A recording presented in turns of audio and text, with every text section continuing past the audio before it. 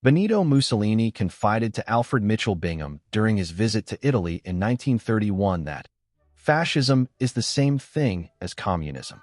The fascists even realized that communism was cut from the same socialist and collectivist cloth. Both aspired to construct a classless society as an ultimate goal.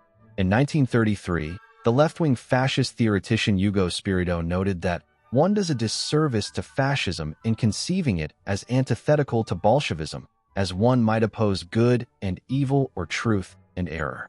If today the energies of the political orientation of our time find expression in fascism and Bolshevism, it is clear that the future belongs not to that regime which negates the other, but that which, of the two, has shown itself capable of incorporating and transcending the other in a more advanced form. The Soviet Union and Fascist Italy also forged close trade relations, which included mutual exchanges of weapons and strategic goods.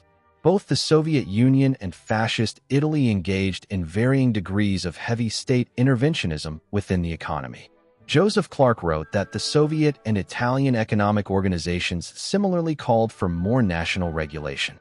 Production controls, including those directed toward capital costs, profits, and wages, inevitably were bound up with trade regulations and credit policy. Trade unions in both idiocracies became part of the state machinery and acted only within the framework of new institutions resting on the foundations of the corporative cooperation of workers, employers, and state in Italy, or on the socialist cooperation of party and state in the Soviet Union.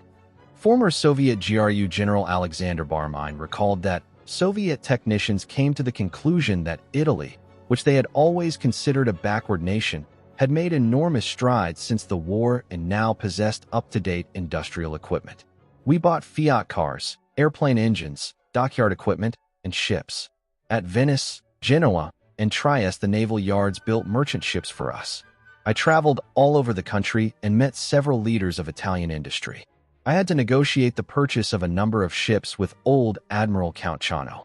He offered 3-year credits, but we wanted 5. We could come to no agreement.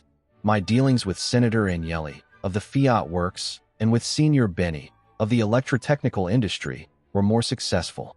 Italy exported destroyers for the Soviet Navy, while the firms Fiat and Ansaldo supplied weapons to the Red Army.